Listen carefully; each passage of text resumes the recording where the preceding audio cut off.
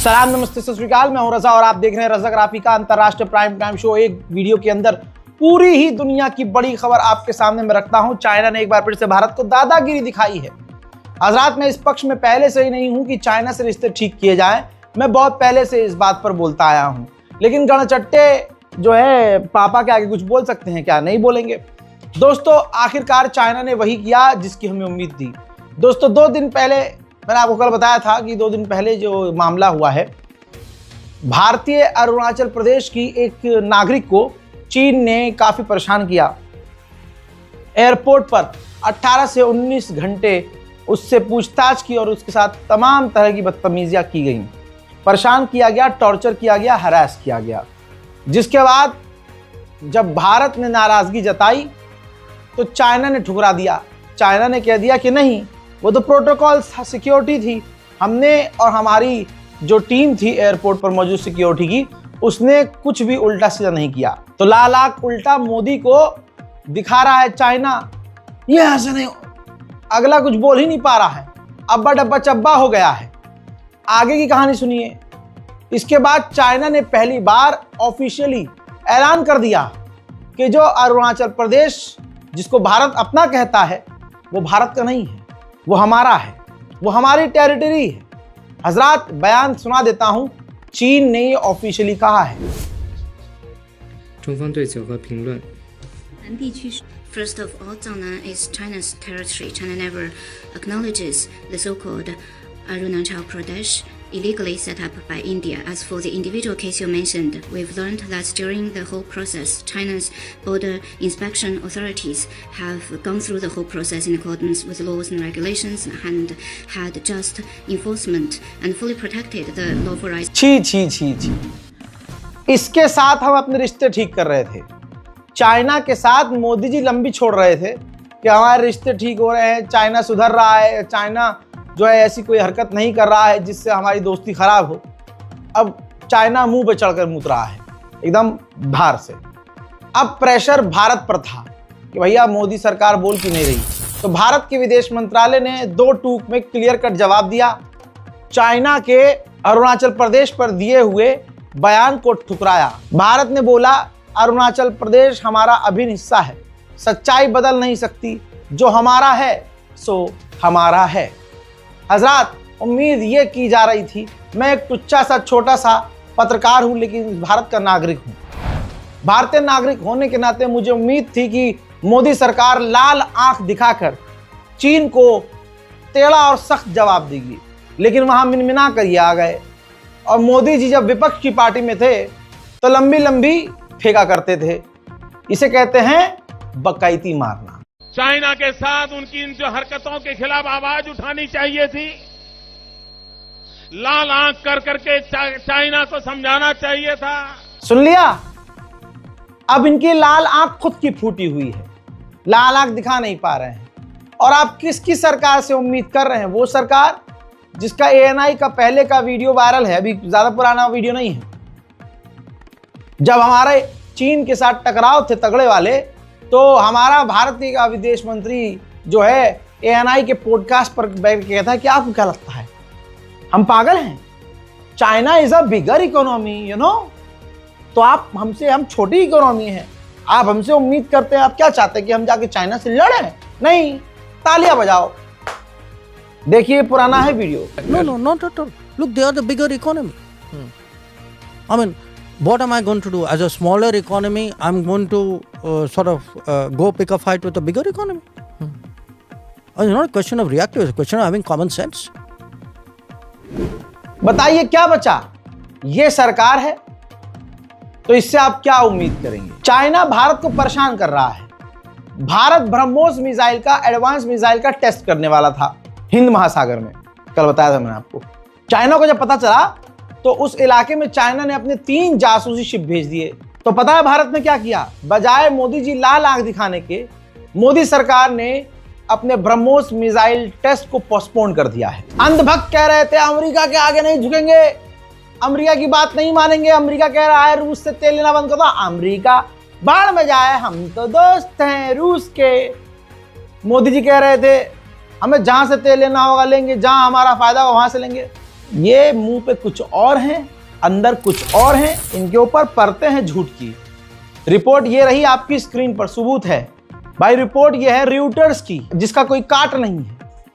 दिसंबर के महीने में भारत ने सबसे कम कर दिया है रूस से तेल लेना, और यही मोदी सरकार कह रही थी कि नहीं, हम तो रूस से तेल लेते रहेंगे। उधर फैंटा उछल उछल के तालिबान को आतंकवादी कहता था, आज तालिबान का पेशाब पीने को तैयार हो गए हैं तमाम फैंटा वाले।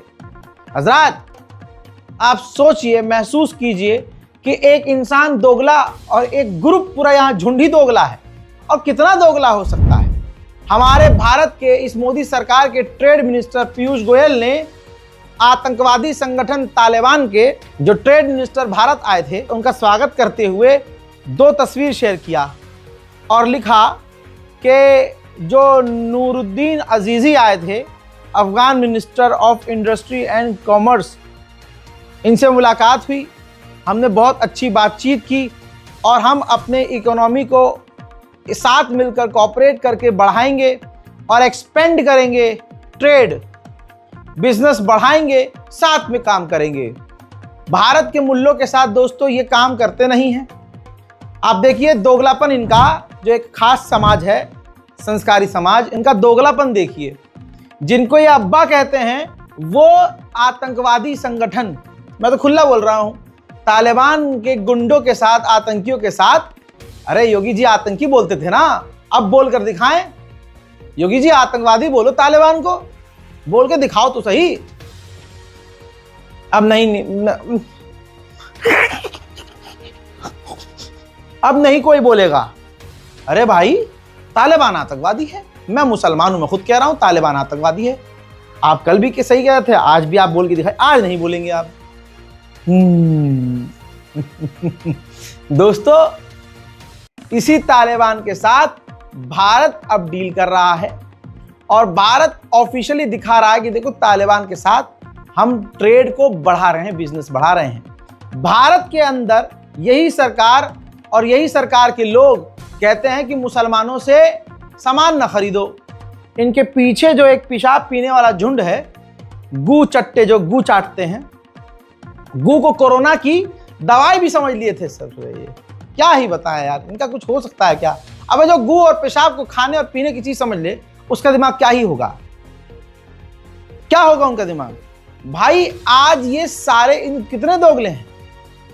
विदेशी मूल्य के साथ डील कर रही है इनकी सरकार, तो ये मुंह में कुछ फंस गया है इनके, निकल नहीं रहा, बोल नहीं पा रहे हैं। लेकिन भारत के अंदर भारतीय मुसलमानों का बायकॉट करने का ये शौक रखते हैं। उधर एक रिपोर्ट और आई है, जो तेजस हमारा क्रैश हुआ उससे हम पर कितना फर्क पड़ रहा है। आर्मीनिया हमसे तेजस फाइटर जेट लेने की बात कर रहा था। एक रिपोर्ट आ गई है जिस रिपोर्ट में यह दावा किया गया है कि अब आर्मीनिया ने भारत से तेजस फाइटर जेट लेने की बातचीत बंद कर दी है। हजरात, जो अंधभक्तों के बड़े वाले हैं, जो उनकी अम्मा को काट के खाते हैं, गाय खाते हैं, इजरायली गाय खाते हैं, गूगल कर लीजिए, जेमिनी से पूछ लीजिए, आप किसी भी एआई से पूछ सकते हैं, गूगल से पूछ लीजिए आराम से। नेतन्याहू भारत आने वाला था, दिल्ली में धमाका हुआ, फट के उसकी चार हो गई, हवा ले गया भाई साहब पूरी तरह से, और उसने अपनी विजिट को कैंसिल कर दिया। अब यहां पर जो भारत का अपमान था, भाई मोदी की सिक्योरिटी पर भरोसा नहीं है, Z+ सिक्योरिटी तो हम ऐसे ही किसी आंडू पांडू को दे देते हैं। वो क्या कहते हैं, वो कंगना रंडावत जो थी है ना, हाँ होगी, तो वो कंगना रंडावत को Z+ सिक्योरिटी दे दी जाती है। तो भाई आप तो नेतन्याहू, पसंदीदा, हिंदुओं के पसंदीदा आदमी, मुसलमानों का नरसंहार करने वाला। तो नेतन्याहू ने जब कैंसिल कर दी पूरी ये अपनी विजिट, भारत का जो अपमान महसूस होने लगा, तो आपकी स्क्रीन पर देखिए नेतन्याहू के दफ्तर से बाकायदा ये ट्वीट किया गया कि हम मोदी सरकार से बातचीत कर रहे हैं, सिक्योरिटी रीजन से विजिट कैंसिल तो हुई है, लेकिन मोदी के अंडर जो सिक्योरिटी है हमें उस पर पूरा भरोसा है। अब यहाँ पर आप फट्टू को देखिए, अगर तुझे पूरा भरोसा है तो भाड़ू आता क्यों नहीं, तूने कैंसिल क्यों किया, तूने हमारे मोदी जी को अपमान कर दिया। अब अंदर की बात यह है कि मूसाद को भारत की सिक्योरिटी पर भरोसा नहीं है। भाई सिक्योरिटी तो लाल किले पर भी थी ना, मोसाद को भरोसा नहीं है। आगे बढ़ते हैं। उधर खालिस्तान आतंकवादी संगठन कनाडा में फैल चुका है। भाई उन्होंने बकायदा रैली की है। इस रैली के अंदर उन्होंने मांग की है कि पंजाब को अलग कर दिया जाए। दोस्तों, हमारे तिरंगे का अपमान किया इन खालिस्तानी आतंकवादियों ने। भारतीय पीएम को मारो के नारे लगाए। बच्चे, प्रेग्नेंट महिलाएं, बूढ़े बुजुर्ग सब इस प्रोग्राम में प्रदर्शन में शामिल हुए और पंजाब को अलग करने की अब ये खालिस्तानी आतंकी संगठन मांग कर रहे हैं। हजरात मोहतरम, भारत को मिली है बहुत बड़ी कामयाबी मिली है। अभी तक फ्रांस राजी नहीं था कि फ्रांसीसी फाइटर जेट राफेल के अंदर जो इंजन लगता है उसकी कोड और उसका ब्लूप्रिंट भारत को दे, लेकिन अब वो राजी हो गया है। फ्रांस अब राफेल फाइटर जेट के इंजन को भारत में बनाने देने की परमिशन देने वाला है और उसकी टेक्नोलॉजी भी भारत से शेयर करने वाला है। यह भारत के इतिहास में और हथियारों के इतिहास में काफी मजबूत पल्ला भारी हो सकता है। उधर पाकिस्तान ने आतंकी हमला किया अफगानिस्तान के कोनार के बॉर्डर के इलाके के ऊपर सिविलियंस के गांव पर, जिसमें 9 बच्चे मारे गए, एक औरत मारी गई। अल्लाहु अकबर। 9 बच्चे, एक महिला, औरत पर हमला करता है, औरतों को मारता है ये पाकिस्तान। ये हालत है भाई। हालांकि ये बात खुद पाकिस्तानियों को बुरी लग रही होगी, लेकिन बेचारे क्या ही करें, बोल नहीं सकते। आर्मी घर से गायब कर देगी। हजरात, खेल यहां पलट गया जब अफगानिस्तान ने कहा कि हम चुन चुन के बदला लेंगे, तो भाई पाकिस्तान ने कहा कि हमने तो कोई हमला ही नहीं किया। फरिश्ते आके मार के चले गए हैं। भारत के लिए बड़ा झटका पाकिस्तान की तरफ से रोज रोज मिल रहा है। पाकिस्तान मिलिट्री इंडस्ट्री में काफी मजबूत और अपने टाइज को काफी मजबूत कर चुका है, जो हमारे लिए बहुत खतरनाक है। दोस्तों, तस्वीर आपके सामने, रिपोर्ट आपके सामने।